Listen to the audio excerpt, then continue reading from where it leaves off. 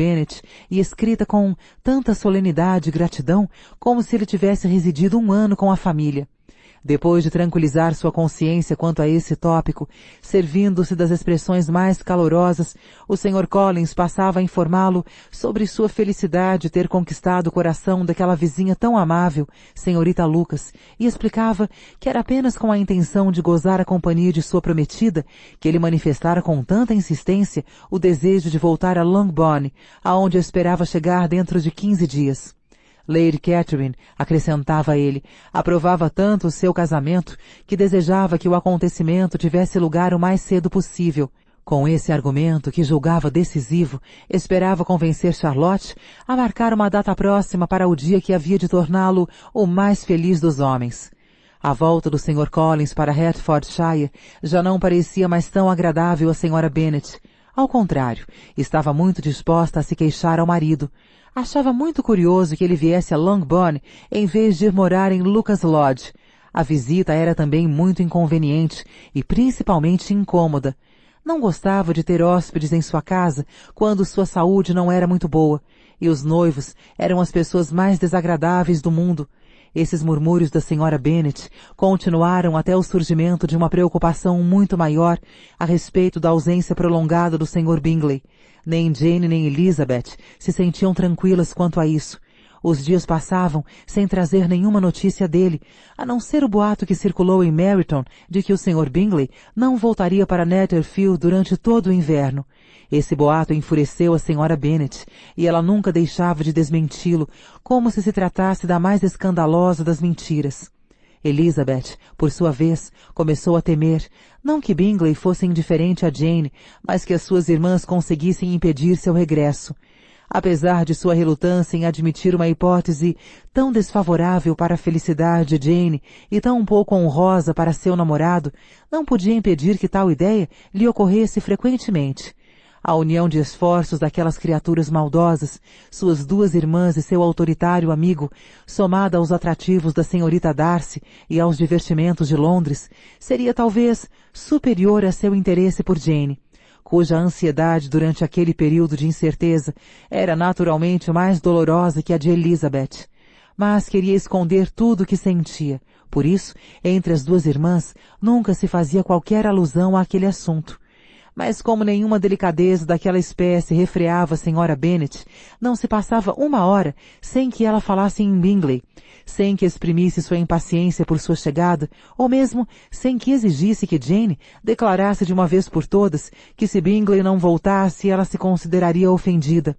Foi necessária toda a doçura e firmeza de Jane para suportar esses ataques com relativa tranquilidade. O Sr. Collins voltou exatamente no dia marcado, mas sua recepção em Longbourn não foi tão amável quanto da primeira vez.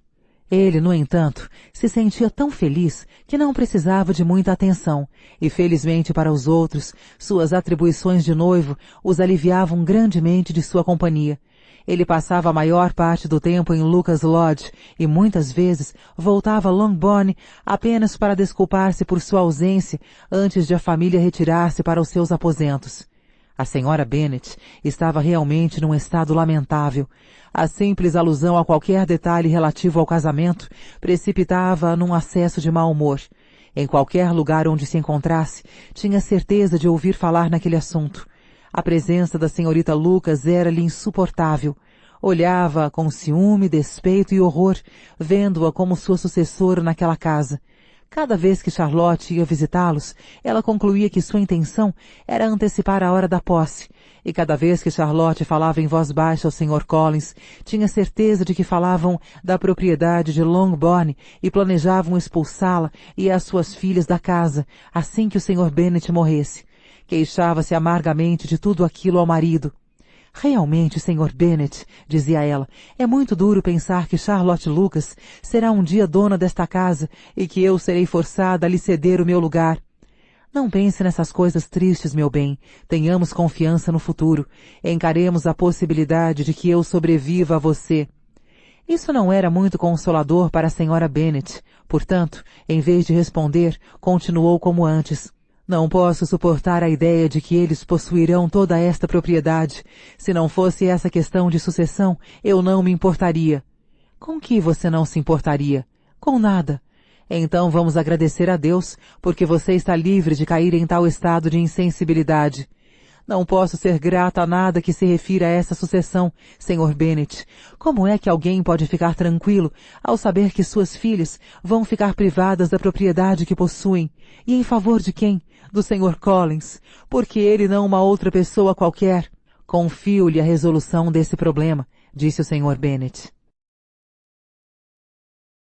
Faixa 26. Capítulo 24. A carta da senhorita Bingley chegou e pôs fim a todas as dúvidas.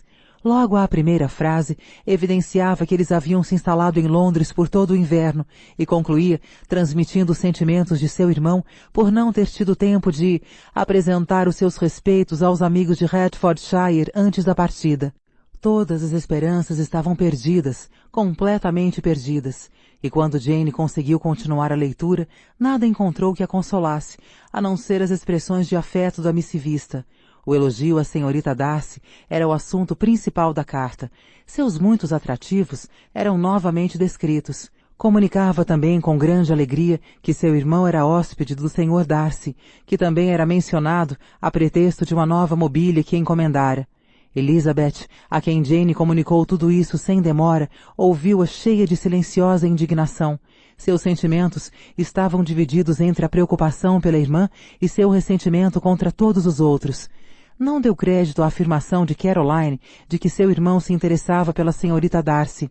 Continuava a acreditar mais do que nunca na sinceridade da afeição que Bingley tinha por Jane. Apesar da simpatia com que sempre o considerara, não podia pensar sem cólera e quase com desprezo naquela maleabilidade de gênio, na falta de iniciativa pessoal que o transformava num joguete nas mãos de seus intrigantes amigos e o levava a sacrificar sua própria felicidade ao capricho das inclinações alheias. Se a única coisa em jogo fosse sua própria felicidade, poderia arriscá-la como entendesse, mas sua irmã estava envolvida naquilo e ele devia ter consciência disso. Enfim, era um assunto ao qual seria necessário dedicar uma longa reflexão sem que se pudesse chegar realmente a nenhum resultado. Não encontrava outra hipótese, e, no entanto, quer a afeição de Bingley tivesse realmente declinado, sufocada ou não pela interferência de seus amigos, quer ele tivesse consciência da afeição de Jane, ou ao contrário, a ignorasse, e embora sua opinião acerca de Bingley variasse forçosamente de acordo com cada hipótese, em qualquer um dos casos, a situação de sua irmã permanecia a mesma, sua paz de espírito igualmente perturbada. Passaram-se 1 ou 2 dias antes que Jane reunisse coragem para falar a Elizabeth acerca de seus sentimentos. Mas afinal, um dia em que a senhora Bennet, depois de se queixar com mais irritação do que de costume sobre Netherfield e seu proprietário, as deixara sozinhas, Jane não pôde evitar dizer para a irmã: "Oh, eu queria que mamãe tivesse mais domínio sobre si mesma. Ela não tem ideia da dor que me causa falando continuamente sobre isso. Mas eu não me queixarei, não pode durar muito tempo. Ele será esquecido e todos seremos felizes como antes." Elizabeth olhou para a irmã com solicitude e incredulidade, mas não disse nada. "Você duvida de mim?" exclamou Jane, corando ligeiramente. "Você não tem razão. Talvez ele continue a viver em minha memória como o homem mais atraente das minhas relações. Mas é tudo. Nada tenho a esperar ou temer, e não tenho nenhum motivo para censurá-lo. Graças a Deus não tenho essa dor. Dê-me um pouco de tempo, e certamente eu tentarei esquecê-lo." Numa voz mais forte, acrescentou pouco depois: "Eu tenho desde já esse consolo. É que tudo não foi mais do que um erro de minha imaginação, e que esse erro não fez mal a ninguém a não ser a mim mesma." "Minha querida Jane", exclamou Elizabeth, "você é boa demais. Sua doçura e seu desinteresse são realmente angelicais. Sinto que nunca lhe fiz a devida justiça e que nunca a amei como você merece." A senhorita Bennet protestou com veemência contra os méritos extraordinários que lhe conferiam e atribuiu o elogio à grande afeição de sua irmã. "Não", disse Elizabeth, "isso não está direito. Você quer pensar que todas as pessoas são respeitáveis e se sente ferida se eu falo mal de alguém. Quero apenas pensar que você é perfeita e você se volta contra mim. Não tenha medo de que eu caia em algum excesso, nem lance mão de seu privilégio de boa vontade universal. Seria inútil. São poucas as pessoas a quem eu quero realmente, e menos ainda aquelas das quais eu tenho uma boa opinião. Quanto melhor eu conheço o mundo, menos ele me satisfaz. E a cada dia vejo confirmada minha crença na inconsistência de todos os caracteres humanos e na pouca confiança que se pode depositar nas aparências do mérito ou do bom senso. Ultimamente encontrei 2 exemplos. Um deles eu não mencionarei. O outro é o casamento de Charlotte. É inexplicável. Sob todos os pontos de vista, é inexplicável. Querida Lizzie, não se entregue a sentimentos dessa espécie. Eles arruinarão sua felicidade. Você não deixa nenhuma margem para diferenças de situação e de temperamento. Pense na respeitabilidade do Sr. Collins, no caráter prudente e firme de Charlotte. Lembre-se de que a família dela é muito grande, que quanto à fortuna é um partido muito desejável, e mostre-se pronta a acreditar, para o bem de todo mundo, que Charlotte pode sentir realmente respeito e estima por nosso primo. Para lhe fazer a vontade, tentarei acreditar em quase tudo, mas ninguém se beneficiará disso. Se eu estivesse persuadida de que Charlotte o respeita, realmente se reduziria o conceito que tenho de sua inteligência, na mesma proporção que diminuiu o valor que eu atribuía a seu coração. Minha querida Jane, o Sr. Collins é um homem tolo, pomposo, pretensioso e de ideias estreitas. Você sabe que ele é tudo isso tão bem quanto eu. E você, como eu, deve sentir que a mulher que aceita casar-se com ele não pode ter uma visão muito certa das coisas. Você não há de querer defendê-la só porque ela é Charlotte Lucas. Você não pode, por causa de um caso individual, mudar o sentido das palavras bom senso e integridade, nem procurar persuadir-se a si mesma ou a mim de que o egoísmo é a prudência e de que a insensibilidade diante do perigo é certeza de felicidade. Acho que suas expressões são muito fortes e espero que você se convença disso, vendo-os casados e felizes. Quanto a isso, basta. Mas você aludiu a outra coisa. Você mencionou 2 exemplos. Sei o que você está pensando, mas eu lhe peço, querida Lizzie, que não me cause mágoa, julgando que aquela pessoa é culpada, nem dizendo que ela caiu no seu conceito. Não devemos ser precipitadas e julgar que fomos intencionalmente feridas. Não podemos exigir que um rapaz despreocupado seja sempre prudente e circunspecto. Muitas vezes é apenas a nossa vaidade que nos engana. As mulheres superestimam facilmente a admiração dos homens. E os homens fazem tudo para mantê-las nessa ilusão. Se o fazem de propósito, não pode haver justificativa, mas creio que não há tanta má vontade no mundo quanto as pessoas acreditam. Estou longe de atribuir qualquer aspecto da conduta do Sr. Bingley a uma intenção perversa, disse Elizabeth. Mas, mesmo sem o propósito deliberado de errar ou de tornar os outros infelizes, pode haver enganos e tristezas. Pouco caso, falta de atenção para com os sentimentos de outras pessoas ou falta de firmeza produzem os mesmos efeitos. E você atribui alguns desses defeitos a ele? Sim, todos. Mas se continuar, incorrerei no seu desagrado, dizendo que penso acerca das pessoas que você estima. Detenha-me enquanto é tempo. Você persiste então em supor que as irmãs dele o influenciaram?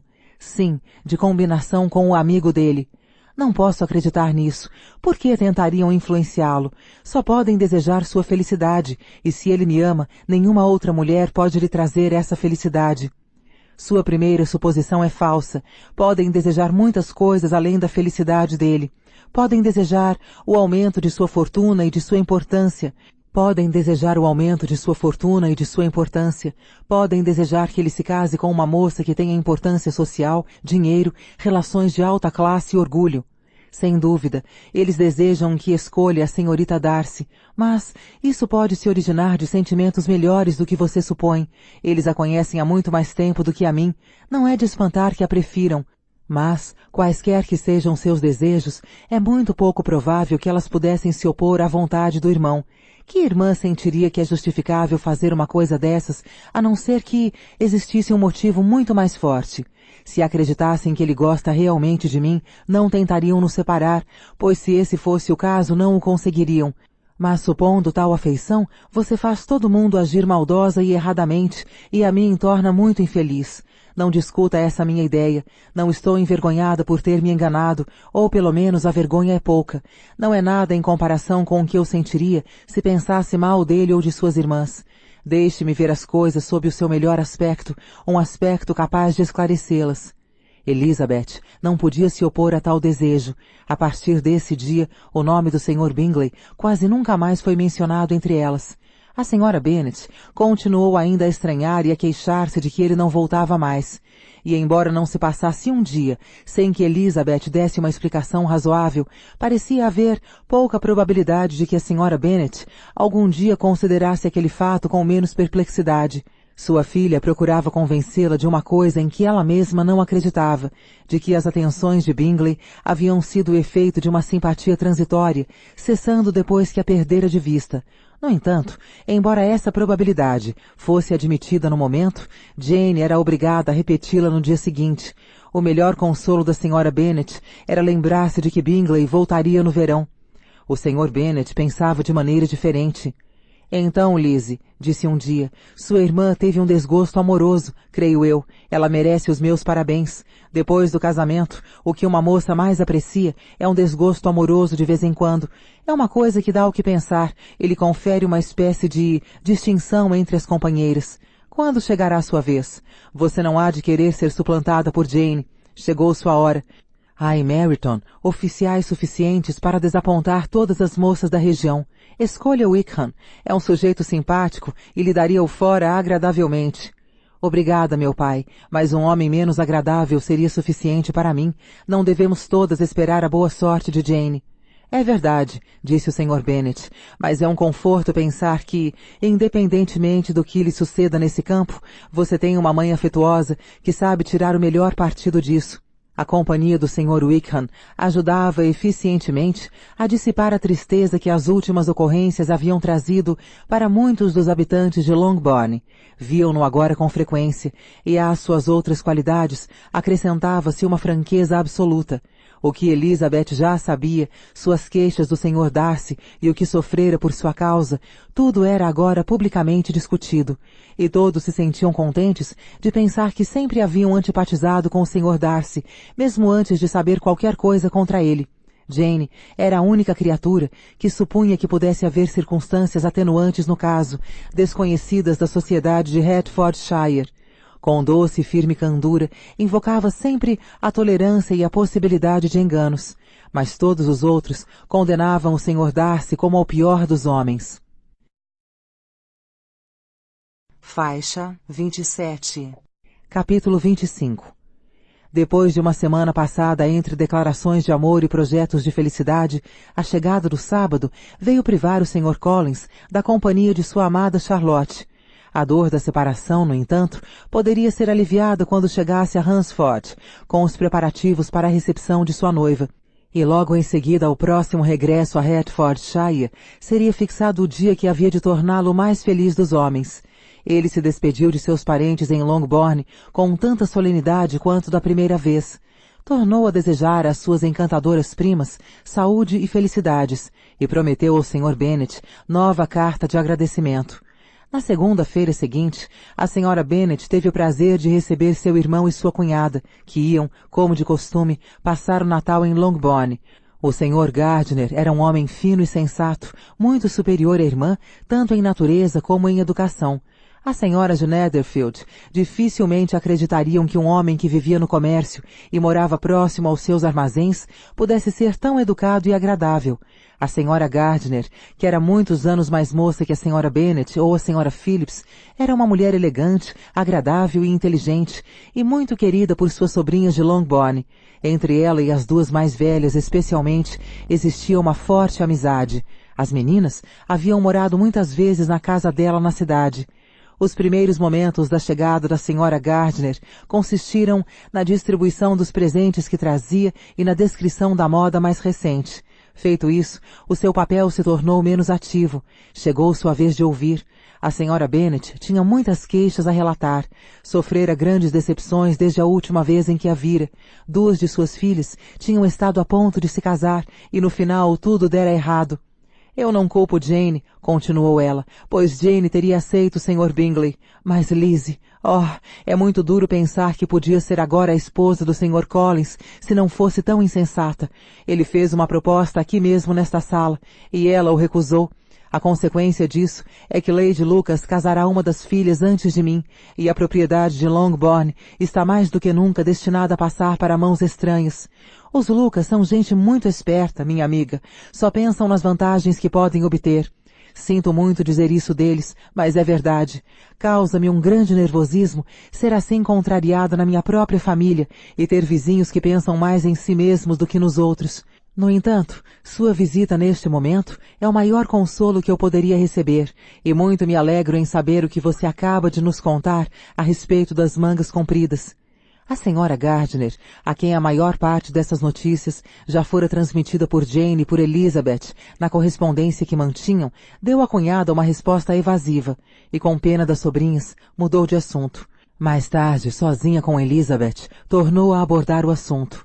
É provável que tenha sido um partido desejável para Jane, disse ela. Sinto que o projeto tenha fracassado, mas essas coisas acontecem em tanto. Um rapaz como o Sr. Bingley, a julgar pela descrição que me fizeram, se apaixona facilmente por uma moça bonita durante algumas semanas, e quando um acaso separa, esquece-a facilmente. Inconstâncias dessa espécie são muito frequentes. De certo modo, isso é um excelente consolo, disse Elizabeth, mas não serve para nós. Não sofremos por acaso. Não acontece assim tão frequentemente que um rapaz independente se deixe persuadir pelos amigos e esquecer uma moça que poucos dias antes ele amava apaixonadamente. Mas essa expressão, amar apaixonadamente, é tão gasta, tão duvidosa, tão indefinida. Ela não me traz nenhuma imagem clara. Muitas vezes é aplicada tanto a sentimentos que surgem depois de apenas meia hora de contato, quanto a afeições reais e fortes. Diga-me, qual era a intensidade do amor do Sr. Bingley? Nunca vi uma inclinação mais promissora. Ele estava se tornando esquecido das outras pessoas e inteiramente absorto por Jane. Cada vez que se encontravam, isso se tornava mais claro. No baile que ele próprio ofereceu, ofendeu 2 ou 3 moças, esquecendo-se de tirá-las para dançar. E eu mesma falei com ele 2 vezes sem ter resposta. Pode haver sintomas mais claros? Não é a desatenção geral a própria essência do amor? Oh, sim, dessa espécie de amor que suponho tenha sido dele. Pobre Jane, tenho pena dela, porque com o seu feitio, talvez não o esqueça imediatamente. Seria melhor que isso tivesse acontecido a você, Lizzie, pois graças ao seu bom humor, você teria esquecido mais depressa.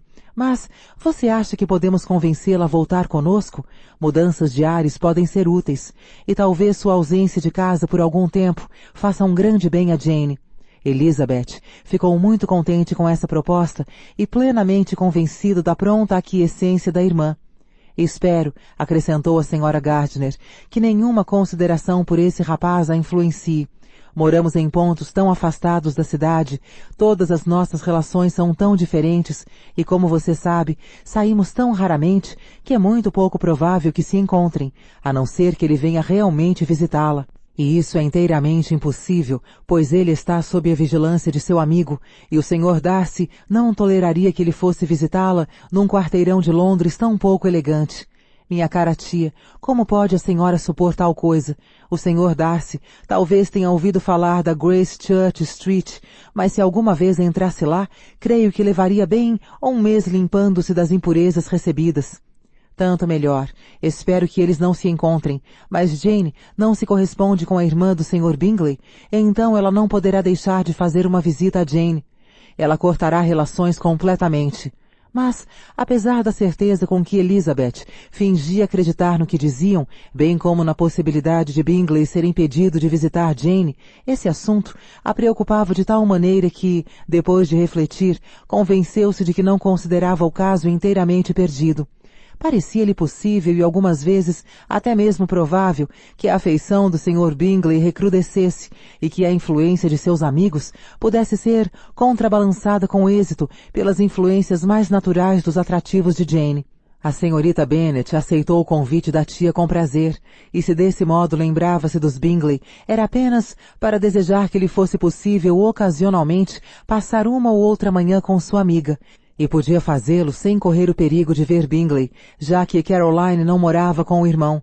Os Gardiner ficaram 1 semana em Longbourn, e não se passou um dia sem que tivessem compromissos sociais, sem que visitassem ou recebessem visitas dos Phillips, dos Lucas e dos oficiais. A senhora Bennet planejara tão cuidadosamente esses divertimentos para seus parentes que nenhuma só vez eles se sentaram juntos para um jantar de família. Quando havia convidados em casa, entre eles se encontravam sempre alguns oficiais, e um deles era sempre o Sr. Wickham, e nessas ocasiões a Sra. Gardiner, em cuja predisposição os calorosos elogios de Elizabeth haviam despertado suspeitas, observava os dois com grande atenção, descartando-se a possibilidade, pelo que estava vendo, de que eles estivessem seriamente apaixonados. A preferência que manifestavam um pelo outro era suficiente para inquietá-la. Resolveu falar a Elizabeth sobre o assunto antes de partir de Hertfordshire e fazer-lhe ver a imprudência que ela cometia ao encorajar aquela inclinação. No entanto, a Sra. Gardiner tinha motivos para aproximar-se de Wickham, independentemente de seus múltiplos encantos. Há 10 ou 12 anos, antes de seu casamento, a Sra. Gardiner residira por muitos anos na mesma região do Derbyshire em que nascera o Sr. Wickham. Tinham, portanto, muitos conhecidos em comum. E embora o Sr. Wickham só tivesse ido lá algumas vezes depois da morte do pai do Sr. Darcy, há 5 anos, ele podia dar notícias mais recentes dos antigos amigos da Sra. Gardiner do que as que ela poderia obter de outro modo. A Sra. Gardiner estivera em Pemberley e conhecia de nome o falecido Sr. Darcy. Aí estava, portanto, um assunto inesgotável. Comparando suas lembranças de Pemberley com as descrições minuciosas que Wickham lhe fazia e prestando ao caráter dele o seu tributo de admiração, a Sra. Gardiner deliciava a si mesma e a seu interlocutor.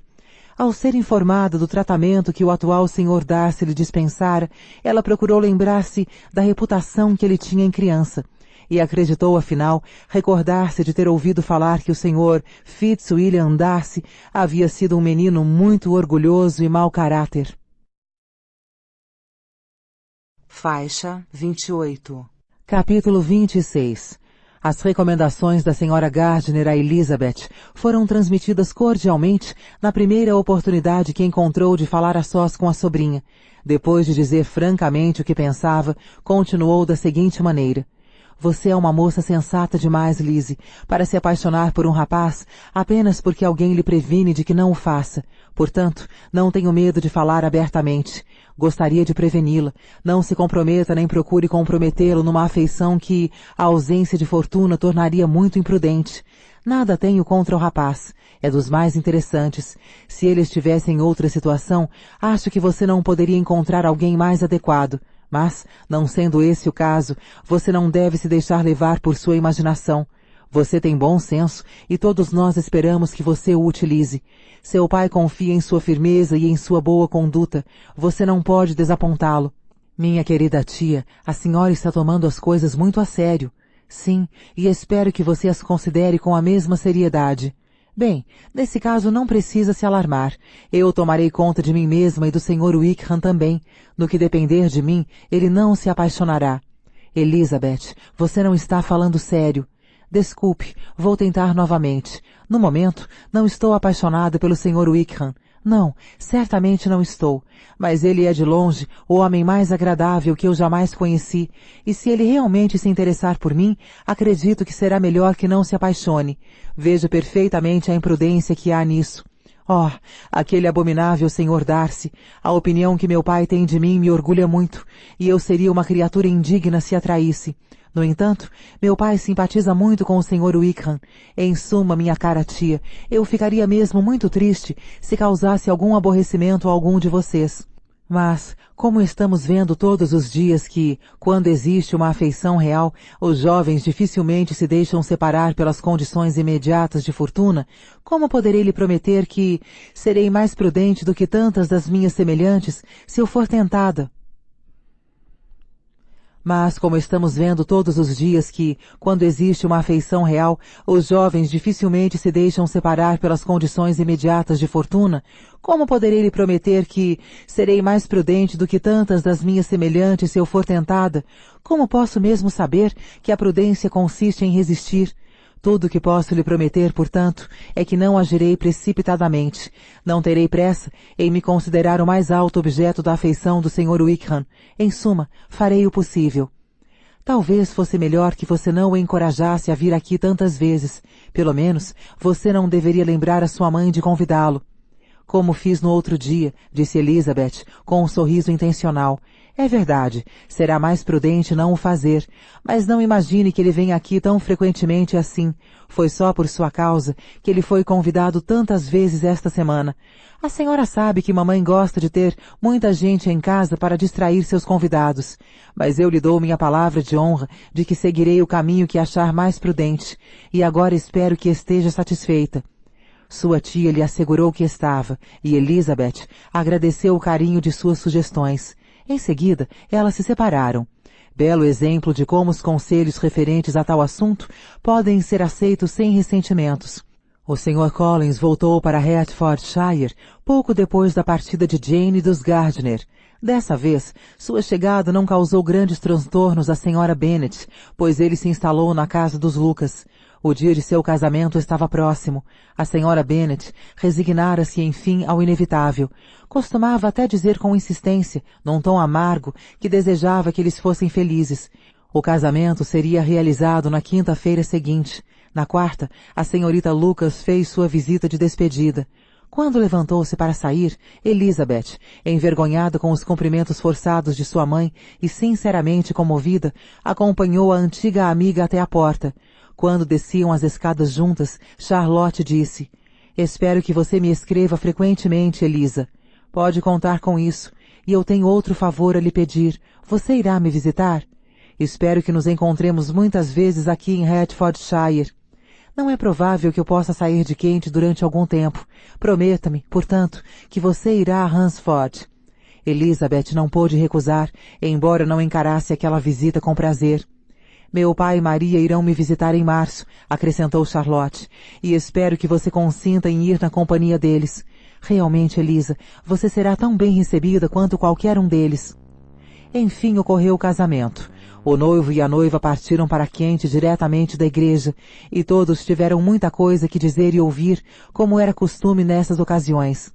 Elizabeth recebeu logo uma carta de sua amiga, e a correspondência entre elas continuou tão regular e frequente como sempre.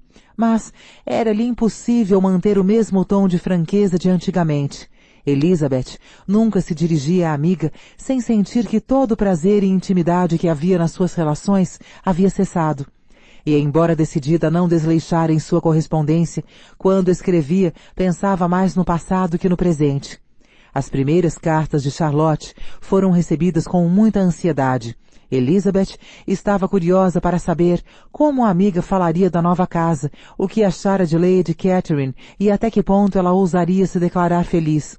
Porém, quando as cartas chegaram, Elizabeth sentiu que Charlotte se expressava sobre todos esses pontos exatamente como tinha previsto.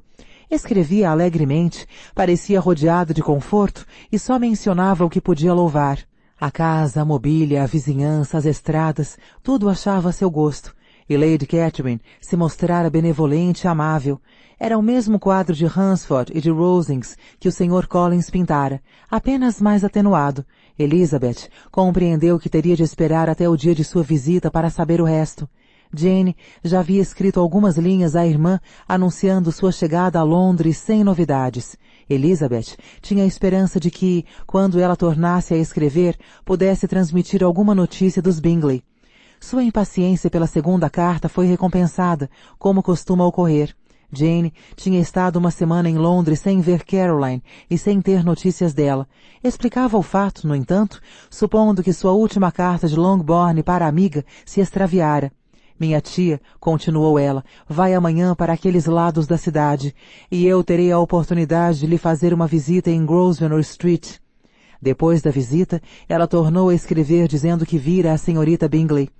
"Não creio que Caroline estivesse de bom humor", dizia ela, "mas pareceu muito contente em me ver e censurou-me por não tê-la avisado de minha chegada a Londres. Portanto, eu tinha razão. Ela não recebeu a minha última carta. Perguntei como estava seu irmão, é claro.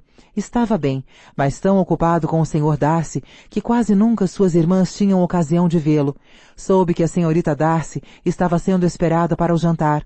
Eu desejava muito conhecê-la. Minha visita não foi longa, pois Caroline e a senhorita Hurst estavam para sair. Espero que elas venham em breve visitar-me aqui." Elizabeth sacudiu a cabeça. A carta lhe provava que só por um acaso o Sr. Bingley descobriria que sua irmã estava em Londres. Passaram-se as 4 semanas e Jane nenhuma só vez o viu.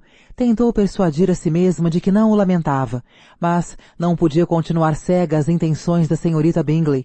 Depois de esperar em casa todas as manhãs durante 15 dias, recebendo todas as noites novas desculpas, finalmente a visitante apareceu. Mas a brevidade da visita e, sobretudo, a mudança de suas maneiras não deixaram a Jane nenhuma ilusão. A carta que escreveu à irmã naquela ocasião mostrava bem o que sentia.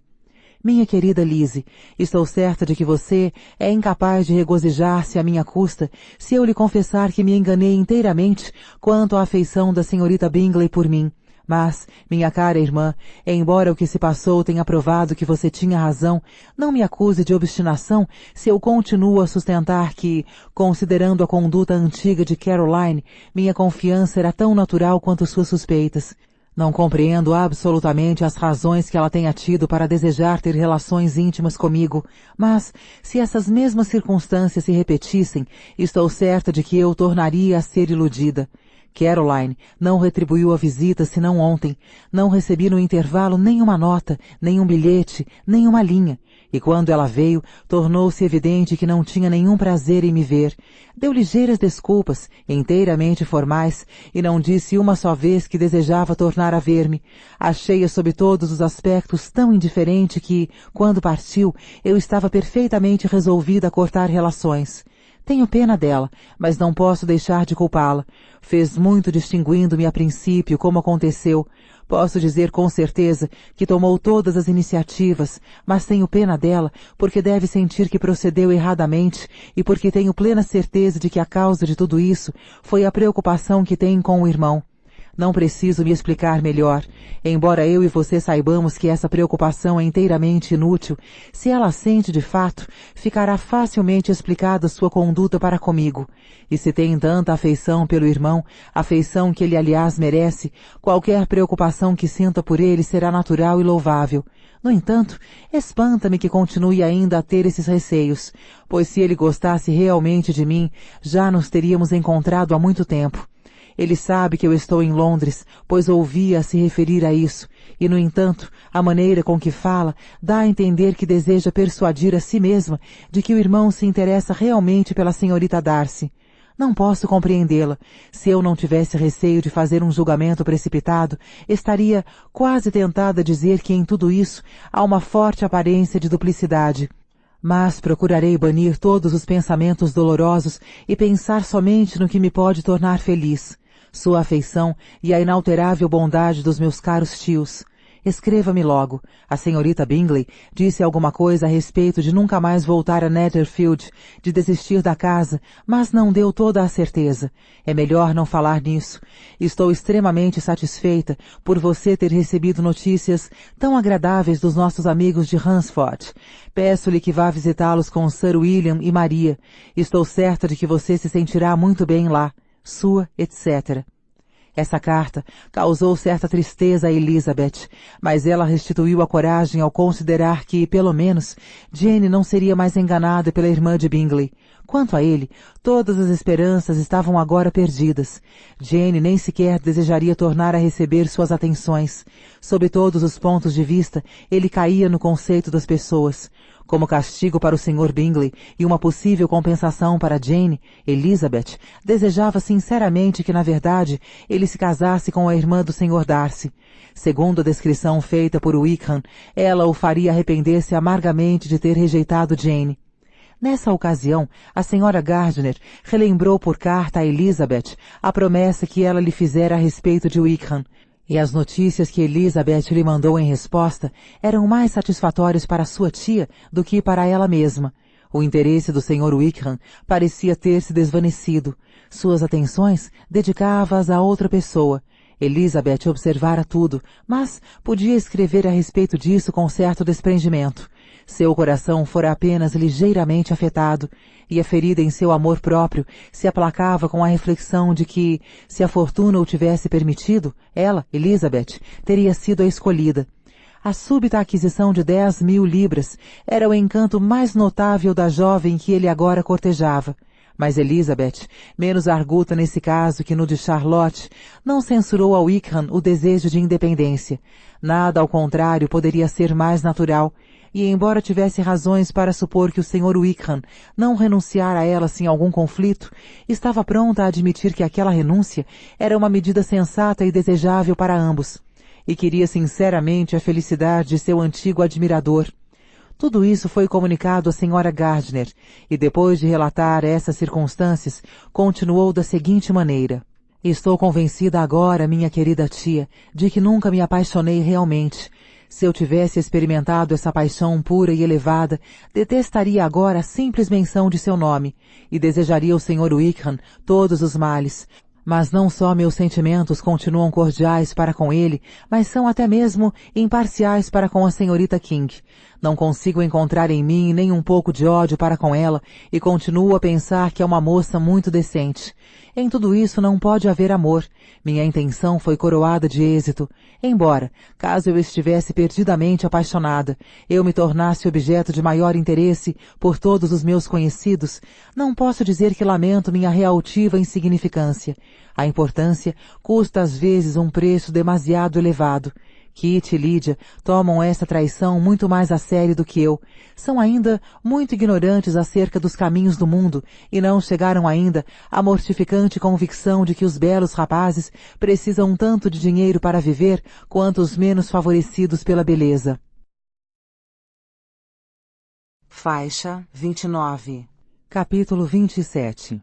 Sem maiores acontecimentos na família de Longbourn, janeiro e fevereiro, algumas vezes frios e não raro lamacentos, passaram sem outras diversões, senão passeios ocasionais a Meryton. Março deveria levar Elizabeth para Hunsford. A princípio, ela não havia encarado com muita seriedade a possibilidade de ir, mas Charlotte contava com ela, e aos poucos, Elizabeth se habituou a pensar na visita com mais interesse e até com certo grau de certeza. A ausência aumentara o desejo de rever Charlotte e enfraquecia sua repugnância pelo Sr. Collins. Havia também o sabor da novidade. Além disso, com a mãe que tinha e irmãs tão pouco camaradas, sua casa não era um lugar muito divertido. A viagem lhe daria ainda a oportunidade de ver Jane. Assim, à medida que o dia se aproximava, menos desejava adiar a partida. Tudo, pois, ficou combinado de acordo com os planos de Charlotte. E Elizabeth iria em companhia de Sir William e da sua segunda filha. Ao plano inicial acrescentou-se um novo detalhe: eles passariam a noite em Londres. Elizabeth sentia apenas ter de deixar seu pai, que certamente sentiria sua falta. Chegado o dia, ele se mostrou tão pouco satisfeito com a sua partida que recomendou à filha que lhe escrevesse e quase prometeu responder à sua carta. A despedida entre Elizabeth e o Sr. Wickham foi perfeitamente cordial. Da parte dele, ainda mais do que isso. Seus planos atuais não o faziam esquecer que Elizabeth fora a primeira a despertar e a merecer sua admiração, a primeira que o ouvira e se compadecera dele, e quando disse adeus a Elizabeth, desejou-lhe muita felicidade, lembrou-lhe a descrição que fizera de Lady Catherine de Bourgh e disse que esperava que a opinião de ambos a respeito daquela senhora, bem como sobre todas as outras pessoas, coincidisse. Em todas as suas palavras transpareciam, enfim, solicitude e interesse. Elizabeth percebeu que esses sentimentos sempre a uniriam a ele, numa sincera afeição, e separou-se do Sr. Wickham convencida de que, casado ou solteiro, ele sempre representaria a seus olhos o ideal de pessoa agradável e sedutora. Seus companheiros de viagem não eram capazes de fazer empalidecer a lembrança do Sr. Wickham. Sir William Lucas e sua filha Maria, moça bem-humorada, mas de cabeça tão oca quanto o pai, nada tinham a dizer que fosse digno de atenção, e o que eles falavam produzia em Elizabeth o mesmo prazer que o arrastar de uma cadeira. Elizabeth gostava de observar o ridículo, mas conhecia Sir William bem demais. Nenhuma das maravilhas que contava a respeito de seu título e de sua apresentação na corte era novidade para ela, e suas amabilidades eram tão gastas quanto suas informações. Era uma viagem de apenas 24 milhas, e eles partiram tão cedo que chegaram a Gracechurch Street ao meio-dia. Quando se aproximavam da casa do Sr. Gardiner, avistaram Jane na janela da sala. Ao atingirem a entrada, ela já estava lá para saudá-los. Elizabeth, perscrutando ansiosamente a fisionomia da irmã, teve o prazer de constatar que seu rosto continuava saudável e lindo como sempre. Sobre os degraus da escada havia vários meninos e meninas que não tinham podido resistir à tentação de ver sua prima chegar e não tinham tido a paciência de esperar na sala, mas tímidos, pois não haviam fazia um ano, não ousavam descer. Tudo foi alegria e doçura. O dia passou da forma mais agradável. De manhã fizeram compras e à noite foram ao teatro. Afinal, Elizabeth conseguiu conversar com sua tia. Seu primeiro assunto foi Jane, e sentiu mais tristeza do que espanto ao ouvir, em resposta às suas minuciosas perguntas que, embora Jane sempre lutasse para conservar sua coragem, atravessava períodos de depressão. Era razoável, no entanto, acreditar que não durariam muito tempo. A senhora Gardner deu também os detalhes da visita da senhorita Bingley e repetiu conversas que tivera com Jane e que provavam que a moça renunciara de coração àquelas relações. A senhora Gardner, então, gracejou com a sobrinha a respeito da deserção de Wickham e deu-lhe os parabéns por suportá-la tão bem. Mas, minha querida Elizabeth, acrescentou ela, que espécie de moça é a senhorita King? Ficaria triste de pensar que o nosso amigo é interesseiro. Por favor, minha tia, diga-me qual é a diferença para os negócios matrimoniais entre os motivos interesseiros e os motivos da prudência. Até onde vai a discrição e onde começa a cobiça? No Natal passado, a senhora tinha medo de que Wickham se casasse comigo porque seria uma imprudência, e agora quer achá-lo interesseiro porque ele está tentando conquistar uma moça que tem 10.000 libras de fortuna. Se você me disser que espécie de moça é a senhorita King, eu saberei o que pensar. É uma moça muito boa, creio eu, nada sei de mal a seu respeito. Mas Wickham não lhe deu a menor atenção até que a morte do avô a tornou herdeira de sua fortuna. Não, nada mais natural. Se não lhe era permitido conquistar minha afeição porque eu não tinha dinheiro, por que iria ele fazer a corte a uma moça de quem não gostava e que era igualmente pobre? Mas parece pouco delicado da parte dele ter se lançado a isso tão pouco tempo depois de lhe ter feito a corte. Um homem em situação desesperada não tem tempo para todas essas delicadezas elegantes que outros podem manter. Se ela não se importa, por que nos importaremos nós? O fato de ela não se importar não o justifica. Mostra apenas que lhe falta também alguma coisa, bom senso ou delicadeza de sentimentos. Bem, exclamou Elizabeth, então ele é interesseiro e ela é doida. Não, Lizzie, não acho isso. Muito me entristeceria, você sabe, pensar mal de um rapaz que viveu tanto tempo em Derbyshire. Oh, se isso é tudo, não tenho boa opinião a respeito dos rapazes que moram em Derbyshire, e seus íntimos amigos que moram em Hertfordshire não são muito melhores. Estou farta deles todos. Graças a Deus irei amanhã para um lugar onde não encontrarei nenhum homem amável e de belas maneiras. Os homens estúpidos são os únicos que vale a pena conhecer. Cuidado, Lizzie. Essas suas palavras cheiram fortemente a despeito. Antes que o fim da peça a que assistiam o separasse, Elizabeth teve o prazer inesperado de receber um convite para acompanhar seus tios numa excursão que pretendiam fazer no verão. Ainda não decidimos onde terminará nosso passeio, disse a senhora Gardner, mas talvez viajemos até os lagos. Nenhum plano poderia ter sido mais agradável a Elizabeth, e ela aceitou o convite prontamente e com entusiasmo. Minha querida tia, exclamou ela, deliciada, que encanto, que felicidade! A senhora me inspira nova vida e vigor. Adeus desapontamentos e tristezas. Que importam os homens diante dos rochedos e das montanhas? Oh, quantas horas agradáveis vamos passar! E quando voltarmos, não faremos como os outros viajantes que nada podem descrever com precisão. Nós nos lembraremos dos lugares que visitamos e das coisas que vimos. Lagos, montanhas e rios não se confundirão nas nossas lembranças. Nem quando tentarmos descrever uma cena, discutiremos a respeito de sua localização, e que as nossas primeiras efusões sejam menos insuportáveis que as da maioria dos viajantes. Faixa 30. Capítulo 28. No dia seguinte, durante a viagem, tudo pareceu a Elizabeth novo e interessante. Sua disposição era excelente. Encontrara a irmã tão bem que todas as preocupações sobre sua saúde se haviam dissipado, e as perspectivas de sua viagem para o norte eram uma fonte permanente de prazer. Quando deixaram a estrada principal para entrar no caminho que levava a Hunsford, todos os olhos estavam atentos para divisar a reitoria e a cada volta esperavam vê-la surgir. A cerca de Rosings Park limitava a estrada de um lado. Elizabeth sorria ao lembrar-se de tudo que lhe tinham dito a respeito de seus habitantes. Afinal, a reitoria apareceu, o jardim, descendo em rampa suave pela estrada, a casa que o encimava, a cerca verde, as sebes de loureiro, tudo declarava que estavam chegando. O Sr. Collins e Charlotte apareceram à porta, e a carruagem parou junto ao pequeno portão. Uma aléia ensaibrada conduzia até a casa. Num instante, saltaram todos do carro, contentes de se rever. A Sra. Collins acolheu a amiga com muita alegria, e Elizabeth, ao ver-se tão afetuosamente recebida, estava cada vez mais satisfeita de ter ido. Viu imediatamente que os modos de seu primo não se tinham alterado com o casamento. Sua amabilidade convencional permanecia exatamente a mesma. Ele a deteve alguns instantes no portão para fazer perguntas a respeito de cada uma das pessoas da sua família. Foram então conduzidos ao interior da casa. O Sr. Collins fez ressaltar a beleza da entrada e, assim que chegaram à sala, tornou a dar as boas-vindas com pomposa formalidade e repetiu meticulosamente todas as recomendações de sua esposa para que os visitantes se pusessem à vontade. Elizabeth estava preparada para vê-lo em toda a sua glória, e não pôde deixar de imaginar, ao ouvi-lo elogiar o tamanho da sala, seu aspecto e sua mobília, que se dirigia a ela particularmente, como se desejasse fazer-lhe sentir tudo o que perdera ao recusar sua mão. Mas embora tudo tivesse bom aspecto, Elizabeth não podia contentá-lo mostrando qualquer sinal de arrependimento.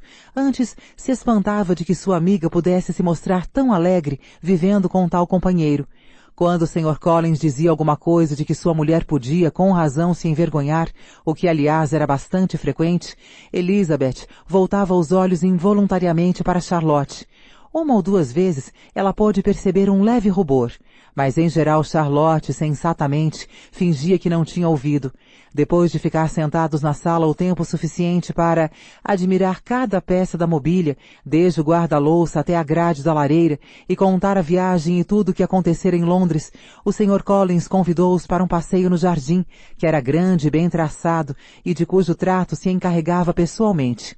Trabalhar no jardim era um de seus prazeres mais respeitáveis, e Elizabeth se admirou da seriedade com que Charlotte se referiu àquele exercício saudável e admitiu que ela o encorajava nisso o mais que podia. Ali, conduzindo-os através de todos os caminhos e atalhos, sem lhes deixar tempo de exprimir os elogios que ele próprio desejava, fazia ressaltar cada detalhe do jardim com uma minúcia que destruía toda a beleza. Sabia enumerar os campos em todas as direções e sabia quantas árvores havia nos maciços mais distantes. Porém, de todos os panoramas de que o jardim, o condado ou o reino inteiro se podiam gabar, nenhum se podia comparar com a vista de Rosings descortinada através das árvores que bordejavam o parque, quase defronte de sua casa. Era um belo edifício moderno, bem situado numa elevação. Do jardim, o Sr. Collins queria conduzi-los para uma volta em torno de seus 2 prados, mas as senhoras, que não tinham os sapatos adequados para andar nos campos, ainda recobertos por um resto de geada, preferiram voltar. E enquanto Sir William acompanhava o Sr. Collins, Charlotte conduziu sua irmã e a amiga para lhes mostrar a casa, contente por ter uma oportunidade de fazê-lo sem o auxílio do marido. A casa era pequena, porém bem construída e cômoda, e tudo estava arrumado com uma simplicidade e uma lógica que Elizabeth atribuiu inteiramente a Charlotte. Abstraindo a presença do Sr. Collins, de fato reinava em tudo um ar de conforto. E a julgar pelo prazer com que Charlotte mostrava tudo aquilo, Elizabeth supôs que a presença do Sr. Collins era frequentemente esquecida. Já lhe tinham informado que Lady Catherine estava no campo. Tornaram a falar nisso ao jantar e o Sr. Collins observou. Sim, a senhorita Elizabeth terá a honra de ver Lady Catherine de Bourgh domingo que vem na igreja. E não preciso dizer que ficará encantada com Lady Catherine. Ela é toda a afabilidade e condescendência. E eu não duvido que a senhorita Elizabeth seja honrada com sua atenção depois que terminar o serviço.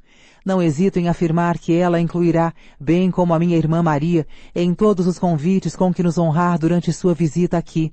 Sua atitude para com minha cara Charlotte é encantadora. Costumamos jantar em Rosings 2 vezes por semana, e Lady Catherine nunca permite que voltemos a pé para casa. Sempre nos oferece sua carruagem, ou melhor, uma de suas carruagens, pois tem várias. Lady Catherine é uma senhora muito respeitável e de muita sensibilidade, acrescentou Charlotte. É uma vizinha muito atenciosa. É verdade, minha cara. É exatamente o que eu digo. Ela é dessas senhoras que a gente não pode deixar de tratar com a maior deferência. Passaram a maior parte da noite falando sobre as novidades de Hertfordshire e repetindo verbalmente o que já havia sido comunicado por carta. Mais tarde, na solidão de seu quarto, Elizabeth teve de refletir sobre o extraordinário contentamento de Charlotte para tentar compreender a serenidade e a habilidade com que ela conduzia o marido.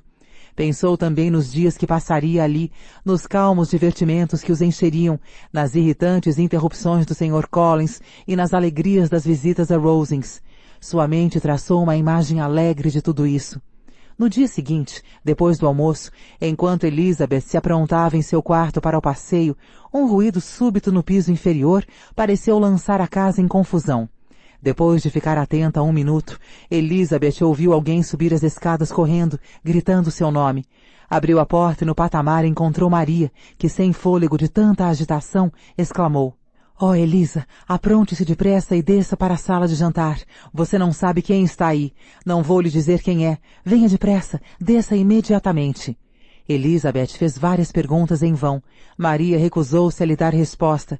Correram para baixo e entraram na sala de jantar que ficava defronte à alameda. No portão do jardim estava estacionado um phaeton baixo com 2 senhoras. "É só isto?" exclamou Elizabeth. "Eu supus no mínimo que os porcos haviam entrado no jardim, e nada vejo a não ser Lady Catherine e sua filha." "Oh!" exclamou Maria, escandalizada com o engano. "Não é Lady Catherine. Aquela é a senhora Jenkinson, que mora com eles. A outra é a senhorita de Burgh. Olhe para ela, veja como é pequena. Quem imaginaria que pudesse ser assim tão miúda e tão magra? Eu acho uma grande falta de cortesia da parte dela obrigar Charlotte a ficar lá fora com esse vento. Por que não entra?" Charlotte disse que quase nunca entra. É o maior favor que pode conceder. "Sua aparência me agrada", disse Elizabeth, a quem outros pensamentos tinham ocorrido. "Ela parece doentia e triste. Sim, serve para ele muito bem. Convém-lhe perfeitamente como esposa." O Sr. Collins e Charlotte estavam ambos conversando com as senhoras, e para a alegria de Elizabeth, Sir William estava postado na porta de entrada, absorto pela grandeza que tinha diante de si, e inclinando-se constantemente cada vez que a senhorita de Burgh olhava para aquele lado. Finalmente a conversação se esgotou, o carro partiu e os outros voltaram para casa. Assim que o Sr. Collins avistou as 2 moças, pôs-se a cumprimentá-las pela sorte que tinham. Charlotte explicou que todos haviam sido convidados para jantar em Rosings no dia seguinte. Faixa 31. Capítulo 29.